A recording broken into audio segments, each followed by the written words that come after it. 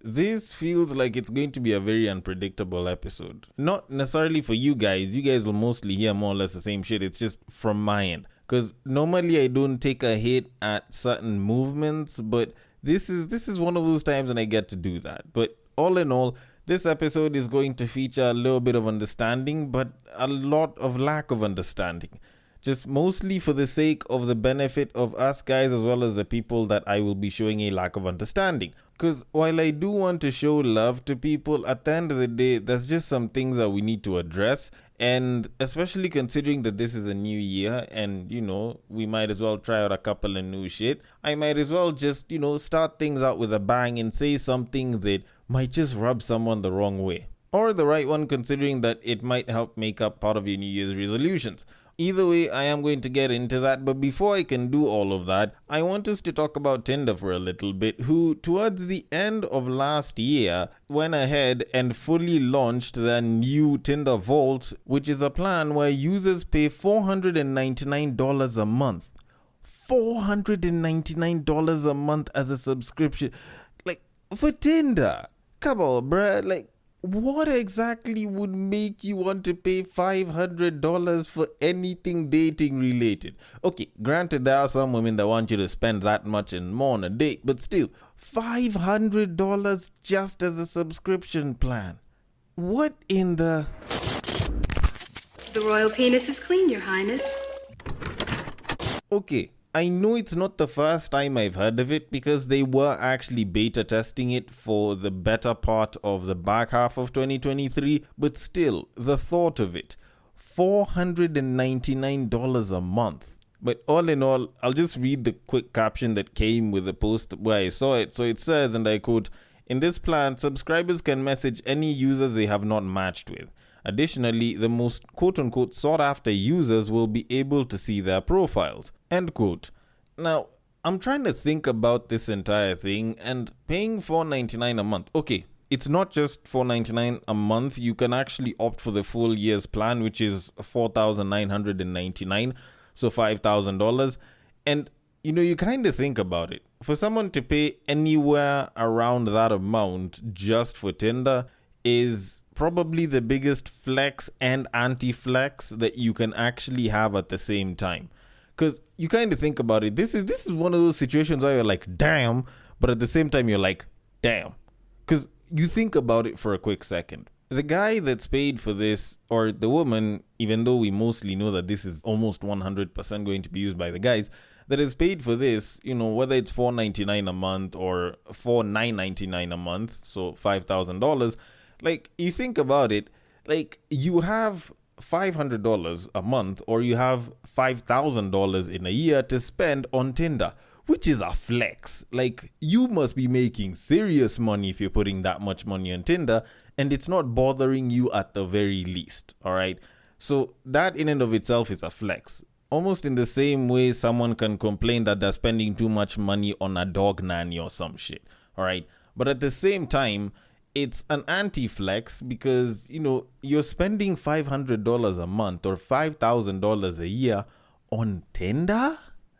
Come on, bruh. Don't get me wrong. I was making the joke about that's the cost of, a pretty expensive date for some people, but you're just spending it on Tinder? And it's supposed to do what? Show you the most sought after people so that they can reject you or just leave you hanging, or show you the people that decided not to match with you and left swiped you so that you can do what?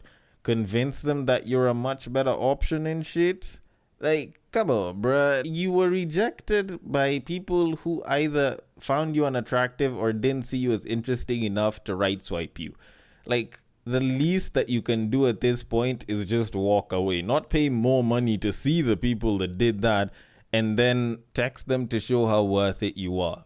It kind of sounds a bit pathetic when I say it like that. But then again, considering that I'm not trying to sell pathetic on this episode or this podcast, I'm going to leave it at that because I should have started this podcast in a much better, more jovial way because it's a new year and it's a new episode where I start by saying, welcome to the Breakdown Podcast, where I talk about love, sex, and relationships from a guy's perspective, as well as a bunch of other guy shit. The man on the mic is a man who treats his L's like a one-night stand. He takes them and he goes, and like the people who are willing to pay $4.99 a month to go for a second helping of that shit. He's a man who likes his women the same exact way he likes his yogurt. It is none other than your tall, dark, and mildly handsome man said, and will be Happy New Year. I know there's a bunch of people that are gonna be saying that shit all the way till like March, but all in all, I might as well just say it, from the beginning, and also point out that it's a little bit weird for me because I'm recording this before 2023 is over, but I'm saying Happy New Year because you guys are listening to this after 2023 is over. Like, it's a bit of an interesting feeling, but these are some of the situations that we are in as content creators, and we love our fans, so we create content before some of these things happen. But all in all, a massive thank you to each and every one of you that listens. I hope you stick around. I hope you listen to even more episodes. But all in all, the episodes are there. They are for you to listen. It's not like they're expiring. And I need to move on with this one because I have a topic that might rub a couple of people the wrong way. But before I can get to that, I want to play a particularly interesting clip. And for me to explain what's interesting about it, I need to play it first before I can get into what it is that I want to talk about. So here it is. Going on a date with a significantly older man, and my mom sent me this message when I agreed to go on that date. And I'm still going. You know why? Because I get coconutted. I think it's gonna be fun, to be honest. He's like good vibes. Of course, it's not gonna lead to anything serious. I hope he doesn't see this. 3 hours later. So I just got back from the date. He showed up in the Porsche. He was like opening doors, kind person. I said, it's like my mother was right. It was a very good date, to be honest. I am going on another date. Okay, so to give a little bit of context, what the mother had texted was that she had dreamt that her daughter was dating an elderly man and she was pregnant by him. Now, of course, that can definitely go here or there. I haven't really looked into this story beyond this, but when I saw this clip a bit of a while back, one of the things that kind of clicked in my mind was that when you actually start dating older people, regardless of gender, you will have your gender's general sort of fantasy met. For the most part, at least from what I've actually noticed with a lot of people who've had a thing or have dated people that are much older than them. Now, the reason why I said that it's regardless of gender is that when you actually notice this, regardless of which gender you look at, it starts to make a little bit more sense. Because in this babe's particular situation, she went out on a date with an older guy, a significantly older guy. She looks like she was in her 20s, so I'm gonna take a ballpark guess in terms of the kind of car that he was driving and how he treated her. Seems, Gen X to maybe earlier stage millennial, so I'm gonna guess probably early to mid 40s. Now, you listen to how she described the dude. She clearly had an ideal date fantasy in her head, which this guy managed to tick quite a number, if not just about all the boxes that she had. So she mentioned that the dude came in a Porsche, so the guy had money. The guy opened the door for her and was kind to her and talked to her nicely. So essentially, those were some of the things that she really, really liked. Of course, if she went for a nice dinner date, then, she probably got a good experience in the name of getting a good meal from a nice place. So all of those actually do feed into what the ideal date is for a lot of women. And, it worked. Now, flip the genders a little bit and look at it from a young guy that is having a thing with a woman who is in her early to mid 40s. Now, for most women around that age dating much younger guys, it's mostly just the smashing that's gonna be happening. And guess what? A lot of those babes, they had hospitality and good manners beaten into them since they were kids. So guess what's gonna happen? This dude is gonna lay pipe, and afterwards the babe's gonna cook him a meal, probably even massage the dude, and after all that, she's probably not even gonna ask him for money. And guess what? For a lot of young guys, that's actually a fantasy. Like, interestingly enough, the kind of babes that they'd want to smash are the ones that will not only do the work, which quite a number of these 40-plus-year-old women will do, they will also be sweet and hospitable with you, and it's not like they will start making certain financial expectations. And guess what? There's so many guys that actually idealize such women. Not necessarily the age, but just those particular attributes. So for the most part, dude's fantasy is being fulfilled right before his eyes.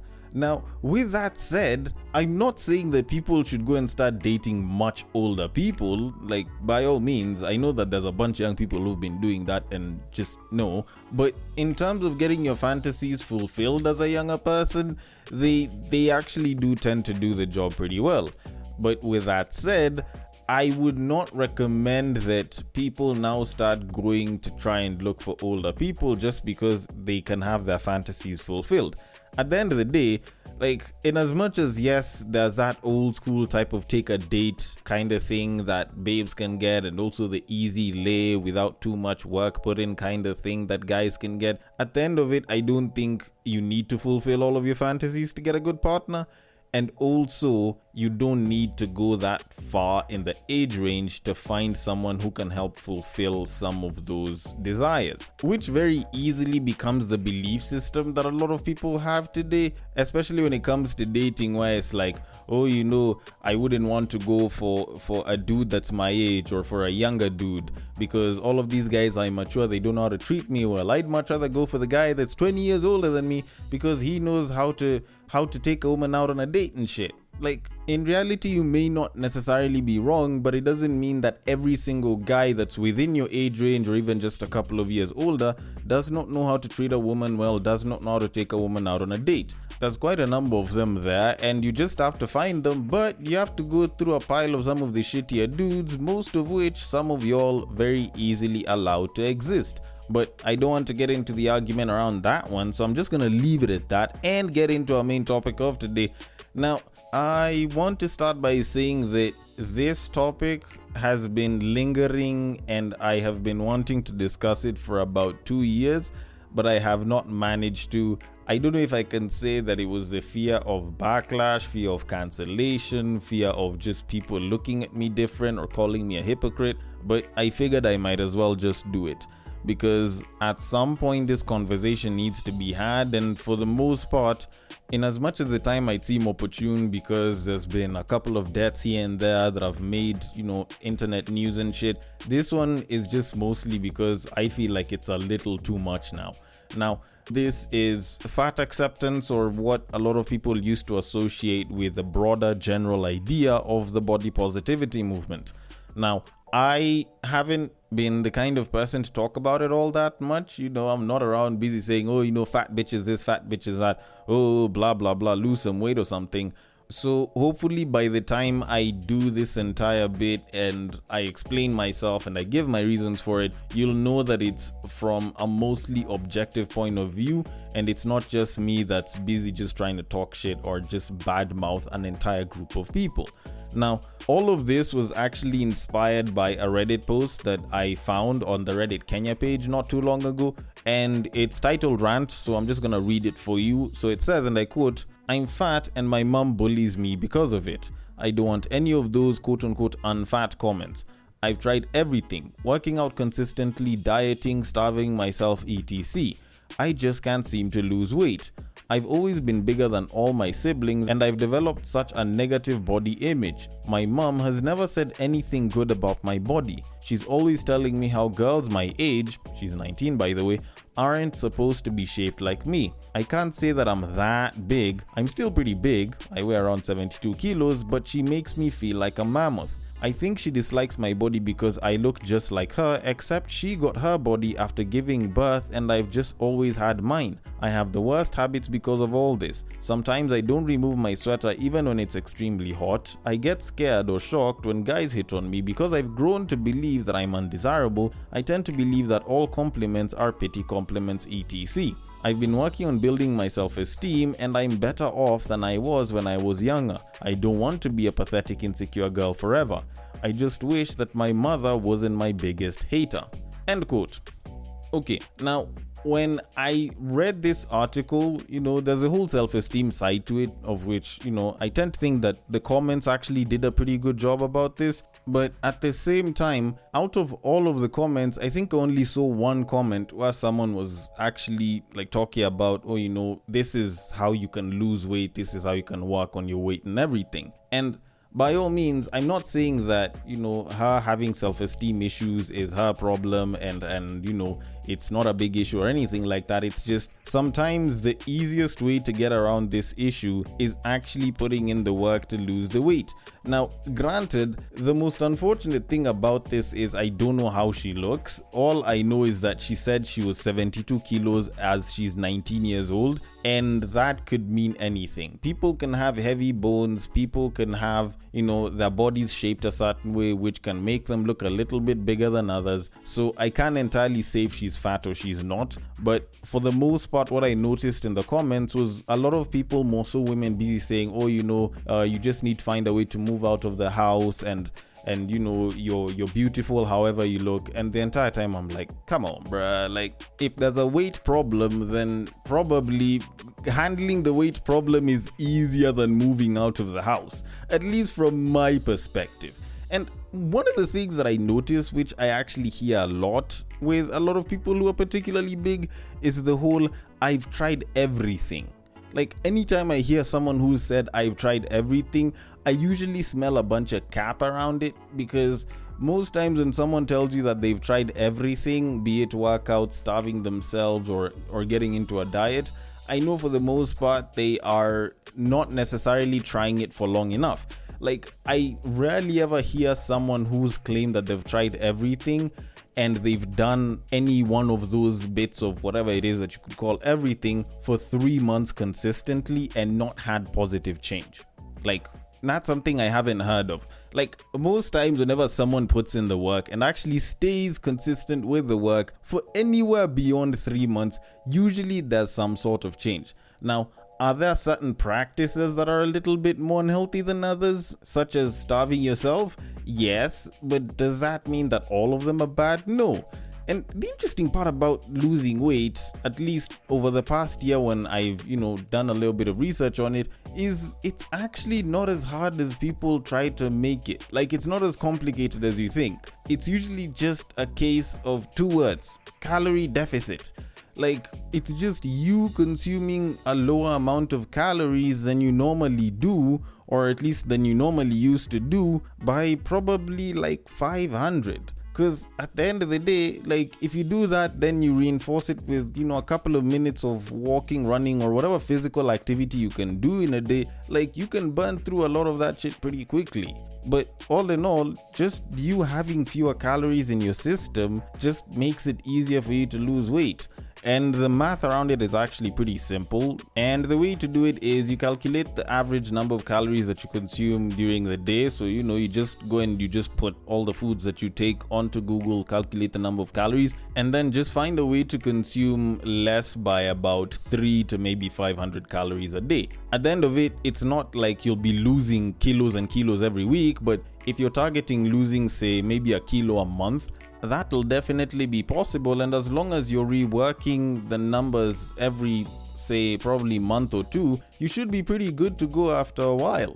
But all in all, this isn't a fitness class or anything.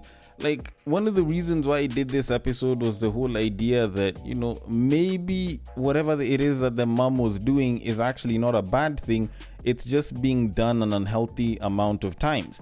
Because let's be particularly honest, if you look at the average sizes of babes today, there's a lot of women that are getting really, really big at very young ages. Hell, even in the older ages, like there's a lot of women that are particularly huge. And a big chunk of the reason why is because there's a lot of us that have made the whole idea of being big and beautiful a thing. Like, don't get me wrong, this is going to sound completely hypocritical because I'm the one that says I like my woman the same way I like my yogurt. I'm the same one that says I like my girl's BBW. Yet I'm the same person that's saying that we've coddled women so much and they've become so big and so fat that it's actually becoming an issue. Now, my reasoning for saying all of this is actually, very shallow. I like beautiful women. And unfortunately, there's a lot of y'all that are big, but you're not beautiful. And the thing is, I want a lot of the women to get into good relationships. I want them to be with the people that they'd like to be with, get the sort of attention that they'd want from the guys that they'd like to get it from. And a lot of them aren't getting it because they let themselves go. Now, of course, the whole weight issue is going to be discussed and someone's going to be like, oh, no, it's not just that, it's more complicated. But at the end of the day, if you look at women 20 years ago at your age, they were probably a lot smaller than you are right now. A big part of the reason why you are allowed to be this big, or you are particularly comfortable being as big as you are in your current age, assuming that you're not like a 35-year-old mother with kids or some shit, is mostly because society made it okay for you to be a bigger woman. They were okay with that shit. And my reasoning for coming to this particular conclusion is actually a discussion that I was having with a female friend of mine. She's in her early 30s, she's got a great body, and every single time she gains a kilo here and there, every time she feels like the clothing is becoming a little bit tight here and there, she's all of a sudden trying to rush around and like get to the gym, work on a diet, and do something about it. And her reasoning behind that was, whenever she goes and she interacts with her relatives, with her aunts and everything, they usually talk about how they were smaller during that time and they managed to maintain a pretty good size while they were young and single. Now, considering that they're a lot older now and they're mothers, they can have a bit of a flabby stomach or some shit, but for the most part, they talk about how they maintained a good body while they were young. So the question that they'll ask is, what's your excuse for looking the way you do right now? So it's something that always sort of pushed her to ensure that she isn't too big or she isn't gaining too much weight, and it sort of kept her in check. Now, you think about it on a much grander scale, back in the day, like, women were a lot smaller because the ideal look of beauty was a more petite, fairly curved woman. Ever since the 2010s, and especially with the uptick in hip hop, bigger women with bigger sized body parts were particularly revered. The Kim K body type was sort of the ideal body type for a lot of people, but we've had the likes of Lizzo and other fairly larger women that have big body parts being revered in the public eye. So it's made it a lot easier for a lot more women who are a lot bigger to be more comfortable because they don't look too far off from the person that's being idolized. And considering that there's guys that are going to continue giving them attention as they look like that, they'll still be more comfortable because they aren't being shunned by those guys or being told to lose weight. They're being told, I like my girls BBW, and yes, I am one of those people. So maybe guys like me who, claim to like bigger women should probably start pulling back some of that support. Maybe we should put it towards the women whose body parts look particularly big but don't make them look like they've let go of themselves. Maybe then, and maybe when more people start idolizing the smaller body type, we can probably get a lot more women to put in a lot more work towards keeping themselves smaller. Because at the end of the day, even though some of them are gonna be like, I don't need external validation as long as I love myself, blah blah blah, at the end of it, whenever they see their other counterparts getting that external validation, they also wish that they had some of the same for themselves. So why not put them in a position where they can get some for themselves, And to kind of conclude all of this, I know that there's going to be someone who's going to have caught a feeling. I know that there's someone who might have tuned out somewhere halfway, and I'm hoping that probably if, they let the episode continue running, I can reclaim them here. But I'm actually doing this for everyone's good. I haven't gone into health benefits or anything because I don't have a woman's body. I don't have your body. And your health is your choice. For me, I'm just talking as the guy that would be interested in dating you, would be interested in getting into a relationship with you, and would want to be interested in you in the first place. So before you start picking up stones or, some sort of internet meme that's supposed to get me cancelled, just know that I'm doing this out of love. And if you feel like what I'm saying is such a bad thing, I want you to imagine this for a little bit. Imagine you wake up one day, alright? You go to the mirror getting ready to prep up for whatever it is that you're going to do that day, whether it's work or chilling with friends, and you look at yourself in the mirror and you look different. Your body is snatched, all the proportions are just right. You are much smaller than you were when you went to bed, and you look great. Curves and every skin is glowing, and that bodysuit looks like it fits just right. Are you going to look at that image of yourself in the mirror and be like, damn, I wish I had the body that I had last night when I went to bed? Or are you going to look at it, smile, and be like, damn, with this body, all eyes are gonna be on me, and I could definitely get used to it? Because if you did choose the latter option, then the question I'll ask you is, what's stopping you from getting there and actually putting in the work to get there in probably a year, maybe 2 years? Because I think it's possible, and I think even you think it's possible. It's just that it's easier for you to be more comfortable with how you look right now than to actually put in the work to actually get yourself to how you'd want to look in about a year or two's time. Either way, I might be wrong about all of this shit because I don't have a vagina or a lot of weight on me, so I want your thoughts on it. The DMs are open. On IG, it is at the breaktime_podcast. On Facebook, it is at the breaktime podcast. On X, it is at BagakaTheD, which happens to be my personal handle. Thank you so much for listening all the way till the end, and I will catch you guys on the next break. But what I believe is that if you put a pastor and a prostitute in one room, one is likely to convert the other.